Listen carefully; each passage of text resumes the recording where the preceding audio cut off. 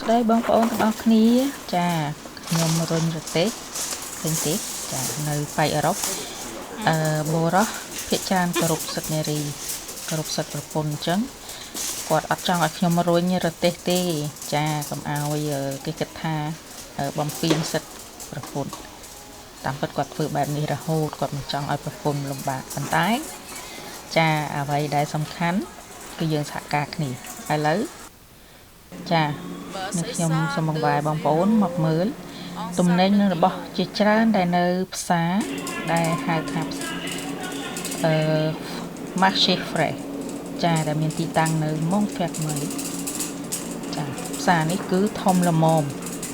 ហើយមានអីវ៉ាន់និងរបស់របរជាច្រើនចាមានបន្លែផ្លែឈើត្រីសាច់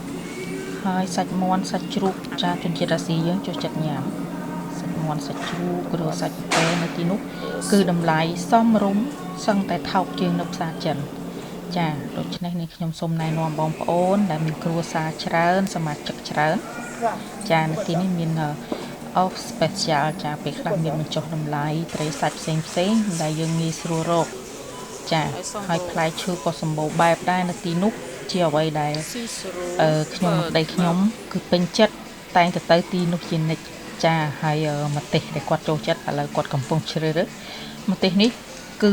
ហិលសាឡប់ចាបើបងប្អូនអត់ចេះញ៉ាំម្ទេសទេសាកបន្តិចក្តៅខួរក្បាលតែម្ដងចាស់ឥឡូវយើងបានបន្លែនិងសាច់មាន់2វត្តហើយនឹងសាច់ជ្រូក1វត្តហើយនឹងអីវ៉ាន់ផ្សេងចាឥឡូវគិតលុយហើយ